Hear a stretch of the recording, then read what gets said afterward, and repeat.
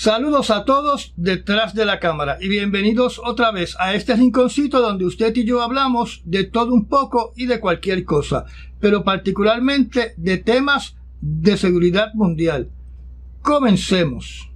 Hoy vamos a tener como ruido de fondo el combo de las plantas eléctricas porque llevamos casi 12 horas sin luz. Pero el programa de esta noche se va a filmar y se va a publicar en YouTube, porque the show must go on. Durante el día del viernes, el ministro de la Defensa de Corea del Sur amenazó de propinar un ataque letal en el corazón y en la cabeza del enemigo, refiriéndose a Corea del Norte si se suscita una provocación por parte de Corea del Norte, donde no especificó qué tipo de provocación causaría un ataque al gobierno de Kim Jong-un.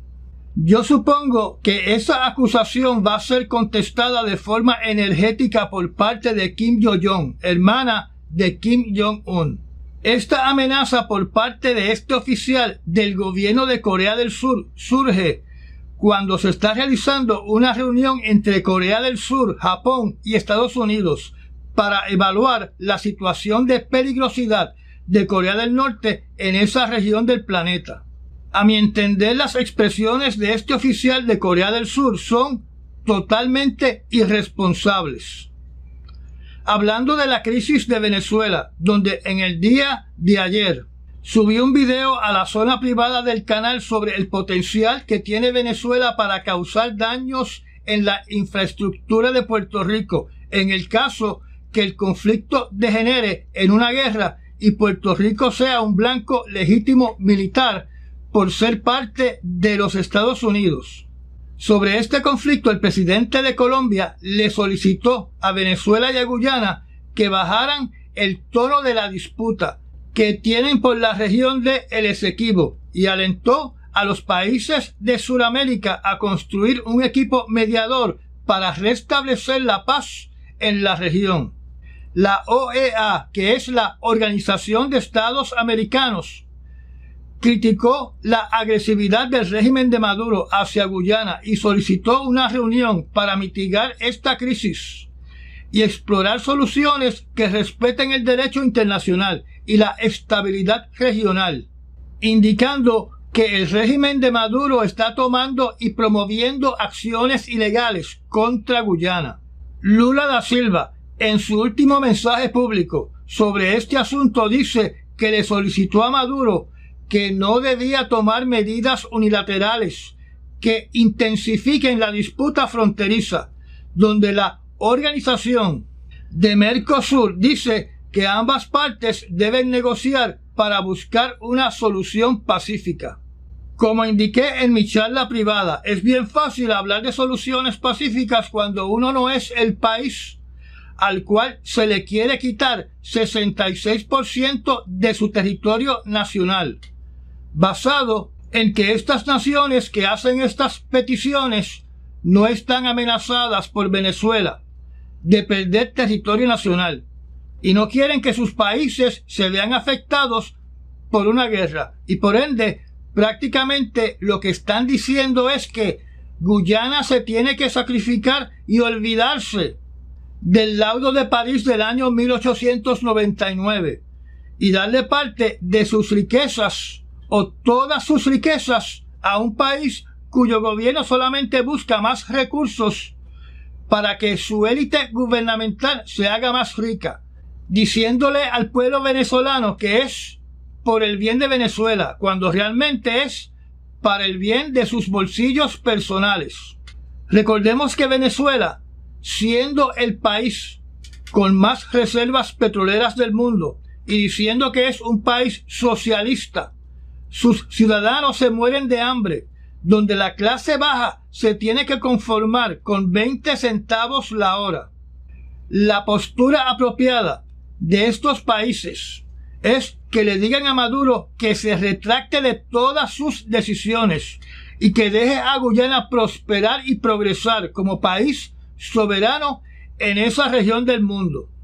La última información que hay sobre este conflicto es que se va a efectuar una reunión entre ambos dirigentes, donde yo dudo mucho que se llegue a un acuerdo, porque Venezuela desde el principio ha mostrado que sus intenciones es que ellos son los que mandan en el Esequibo. Y ya Maduro tiene el respaldo de un referendo que dice que el laudo de París del año 1899 no es válido y que la Corte Internacional de Justicia no tiene ninguna autoridad en esta crisis. En mi charla privada hice un desglose y un análisis de las capacidades de Venezuela para atacar la infraestructura de Puerto Rico en el peor de los escenarios, que la situación degenere en una guerra donde Estados Unidos estaría envuelta y por ende Puerto Rico sería un blanco militar legítimo. En otros asuntos, el presidente Erdogan, que como sabemos es parte del grupete que no le hace caso ni a la Unión Europea, ni a la OTAN, ni a la ONU, dijo durante el día de ayer que el Consejo de Seguridad de la ONU debe ser reformulado debido a que está molesto que Estados Unidos ejerciera su poder de veto contra una medida que iba a exigir el fin inmediato de las hostilidades en la Franja de Gaza. Tal vez asociado al veto de los Estados Unidos con respecto al cese al fuego inmediato en la Franja de Gaza, el secretario general de las Naciones Unidas, que para mí es el secretario general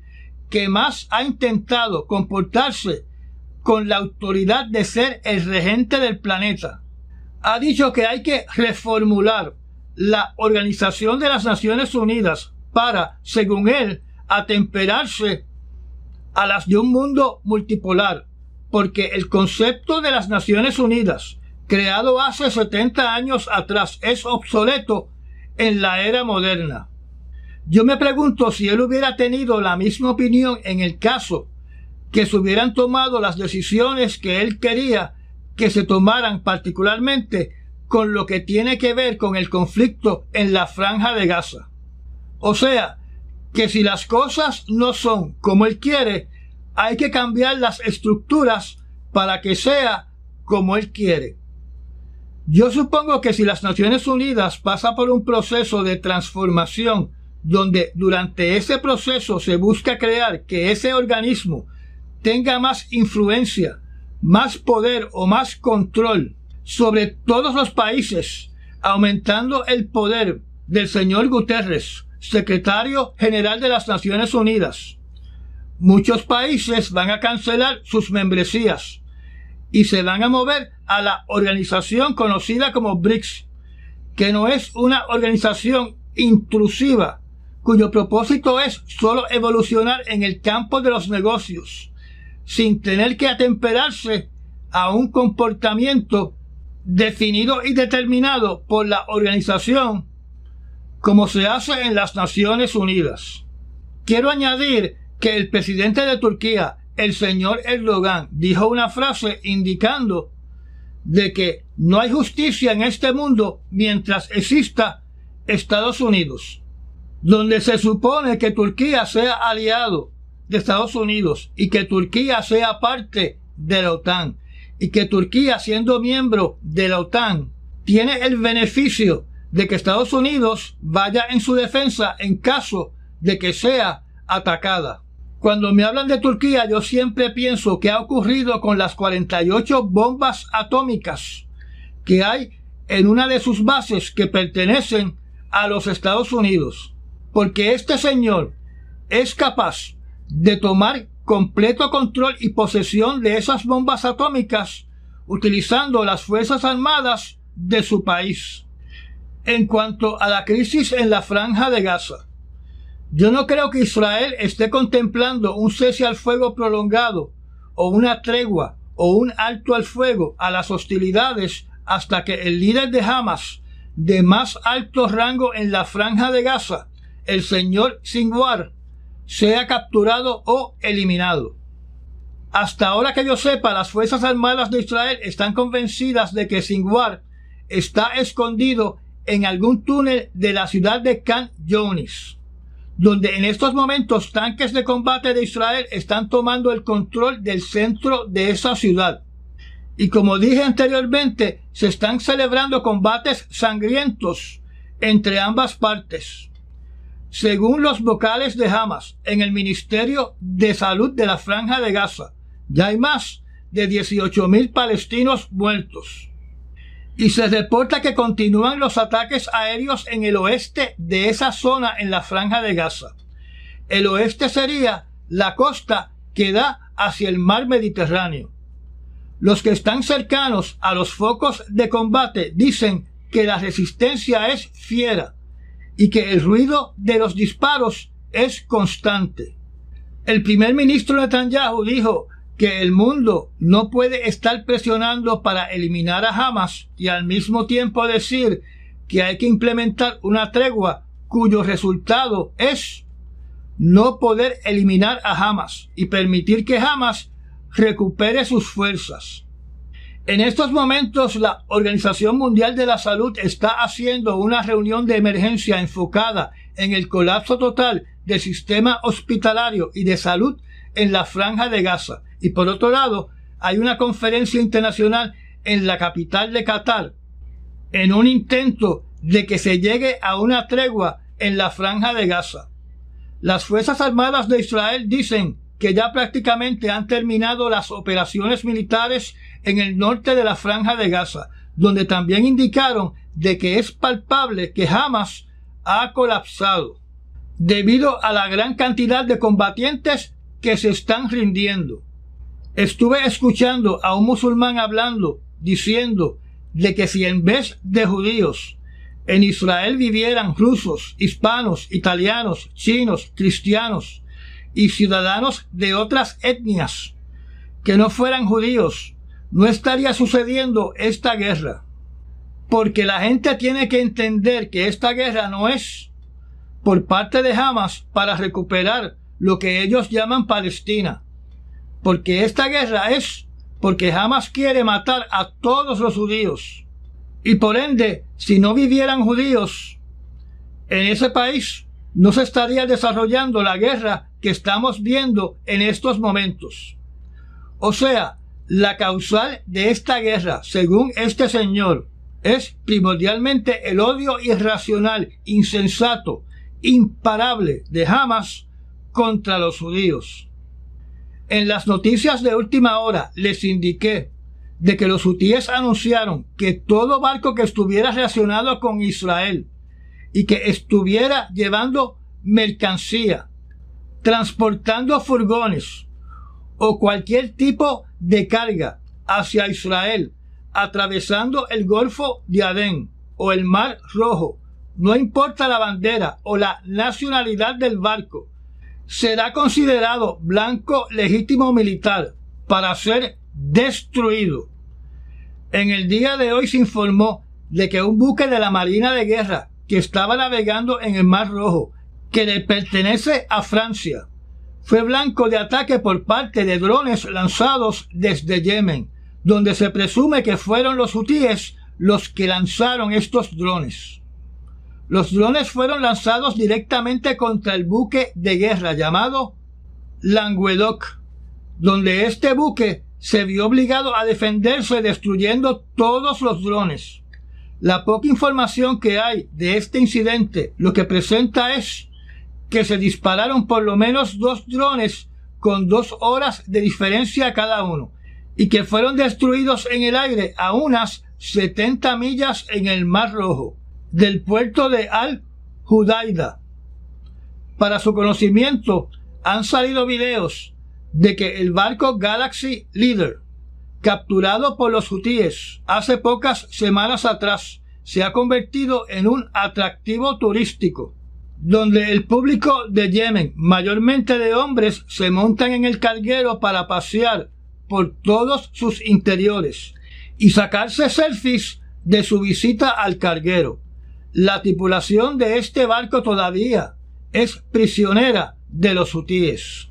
Hasta ahora no se ha tomado una acción contundente en contra de Yemen, y yo supongo que es porque no se quiere cometer el error de atacar posiciones del ejército de Yemen que no están vinculadas con los hutíes, y deben estar en un proceso de planeación para asegurarse de que cuando se conduzcan ataques dentro del territorio yemení, que sean de precisión quirúrgica, donde no haya daño colateral, y que ese ataque sea tan efectivo que anule por completo la capacidad de respuesta de los hutíes, para que no tomen venganza en contra del tráfico mercante a través del Golfo de Adén y del Mar Rojo. En cuanto al escenario de Ucrania, es muy poco lo que hay que añadir a lo que dije en el programa La Otra Realidad con Andrew Álvarez el viernes en la noche y en mis charlas anteriores con ustedes, donde Zelensky está pasando por un periodo de obscuridad, si podemos describirlo así, ya que Viktor Orbán, primer ministro de Hungría, prometió bloquear cualquier resolución de la Unión Europea para enviar ayudas a Ucrania. Y las ayudas en el Congreso de los Estados Unidos están completamente paralizadas, donde además continúa el bloqueo por parte de la Unión de Camioneros de Polonia, que no permite que sobre 3.000 camiones con mercancía para Ucrania entren al país, y donde la campaña de guerra de Rusia contra Ucrania durante este invierno continúa siendo atacar con todo tipo de misiles y drones la infraestructura eléctrica y los depósitos de almacenamiento de granos, donde se han incrementado los ataques a la capital de Kiev. Y la única nueva novedad es que aviones bombarderos diseñados para llevar armamento nuclear tipo Tu-95, conocidos como los Osos, están lanzando desde el mar Caspio misiles crucero hacia blancos dentro de Ucrania, donde alegadamente el ejército de Ucrania ha tenido cierto éxito interceptando estos misiles cruceros. Un artículo menciona que estos misiles cruceros lanzados a Ucrania por estos aviones de un T-95 son tipo AS-23A Kodiak. Y estas fueron las noticias escogidas para este fin de semana. Recuerda recomendar este canal y de compartir estos videos. Hágase miembro del canal y aprieta la campanita para enterarse de cuando publico un nuevo video. Ayude a que este proyecto siga creciendo. Mil gracias a los que se han convertido en patrocinadores del canal mediante los Super Thanks o haciéndose miembro de nuestra zona privada. Y nos vemos en el próximo análisis noticioso. Hasta mañana.